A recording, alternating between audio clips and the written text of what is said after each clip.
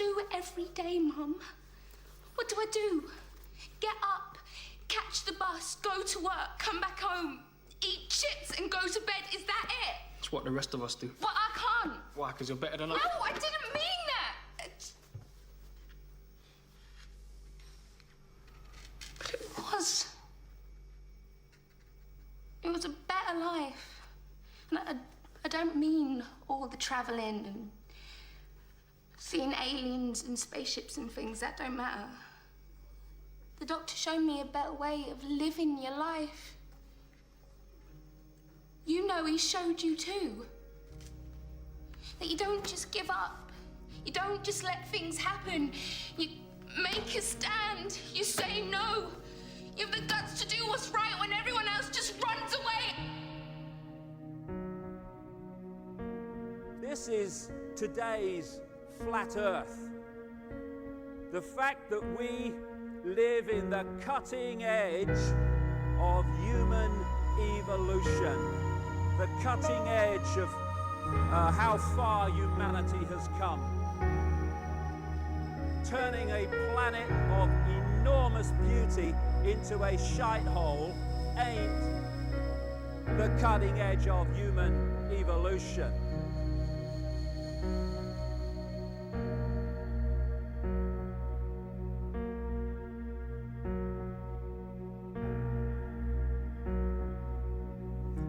As Michael Elner said, just look at us. Everything is backwards. Everything is upside down. Doctors destroy health, lawyers destroy justice, universities destroy knowledge, governments destroy freedom, the major media destroys information, and religions destroy spirituality. I think there's more to know here. Isn't that weird? We always kill the guys who try and help us. Isn't that strange that we let the little demons run amok? Always. John Lennon, murdered. John Kennedy, murdered. Martin Luther King, murdered. Gandhi, murdered. Reagan, wounded. You know. Bad fucking choice. You find that people that are in positions of apparent power, like prime ministers and presidents, are actually puppets of the real power, which doesn't put itself on public display. Why would it? I mean, does anyone really think that George W. Bush is running America? He probably couldn't tie his shoelaces, never mind run a country. I have this feeling, man, because you know there's a handful of people actually run everything. That's true. It's provable. It's not I'm not a conspiracy nut. It's provable. Handful, very small elite run and own these corporations, which include the mainstream media. I have this feeling who's ever elected president, like Clinton was, no matter what your promises you promise on the campaign trail, blah, blah, blah, when you win, you go into this smoky room with the 12 industrialist, capitalist scumfucks who got you in there, and you're in this smoky room, and this little film screen comes down, and a big guy in a cigar, roll the film. And it's a shot of a Kennedy assassination from an angle you've never seen before. It looks suspiciously off the grassy knoll. And in the film, the screen goes up and the lights come up and they go to the new president. Any questions? Just what my agenda is. First we bomb Baghdad. You got it. What I am is frustrated at watching Orwell's 1984 unfold in front of our eyes by the day, while people focus on who shot Phil Mitchell. That is frustrating, because my children and your children, thank you, are going to have to live, indeed, in the timescale, so are we, because we're living in it now, when the most basics of freedoms are being taken away. The average man and woman is in a trance. They get home from work, they don't even talk to their children. They turn the television on, and they let those corporate messages set the agenda in their lives. All you ever hear about in this country is our differences. That's all the media and the politicians are ever talking about, the things that separate us, things that make us different from one another. That's the way the ruling class operates in any society. They try to divide the rest of the people. They keep the lower and the middle classes fighting with each other so that they, the rich, can run off with all the fucking money. fairly simple thing happens to work. You know, anything different, that's what they're going to talk about. Race, religion, ethnic and national background, jobs, income, education, social status, sexuality, anything they can do, keep us fighting with each other so that they can keep going to the bank. Divide and conquer is the motto. And as long as people continue to see themselves as separate from everything else, they lend themselves to being completely enslaved. We've all seen vast herds or flocks of sheep controlled by a sheepdog and an authority figure called a shepherd.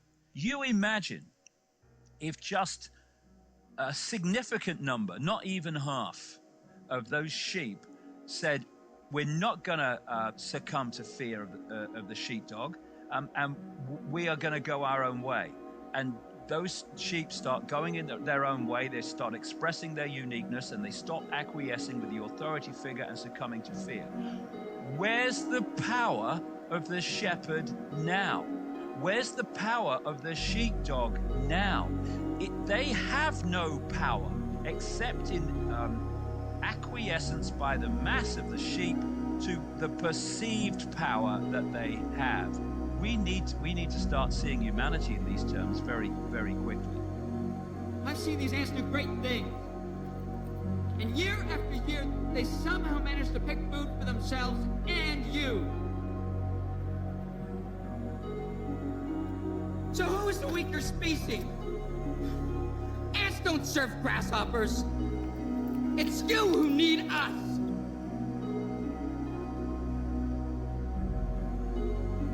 You know, when you go through all these different levels of how we are attacked mentally, emotionally, and physically to suppress us and to hold us in the box, in the bubble, that tells us something about us.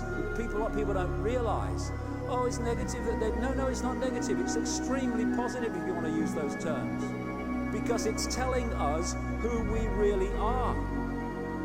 The level of suppression on multi-levels, in multi-ways, that they've had to go to and continue to go to hold us in servitude shows the potential of genius and magnificence that we really are.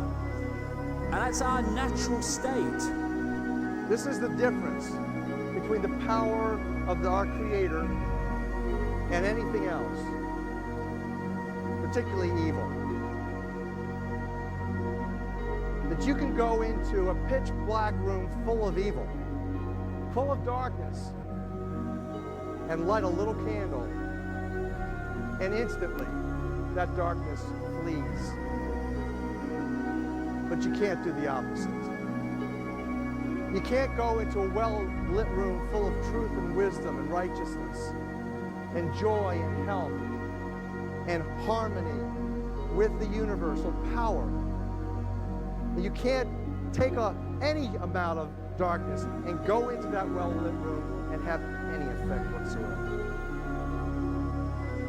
That is the metaphor which I frequently think of when I think that I'm not empowered. It is the greatest lesson for me, and I think for everybody else, to know that we're on the winning side and that we're winning.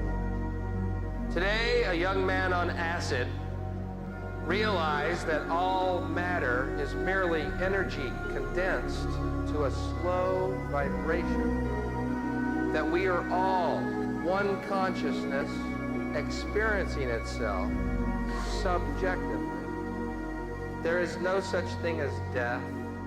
Life is only a dream, and we are the imagination of ourselves. Here's Tom with the weather.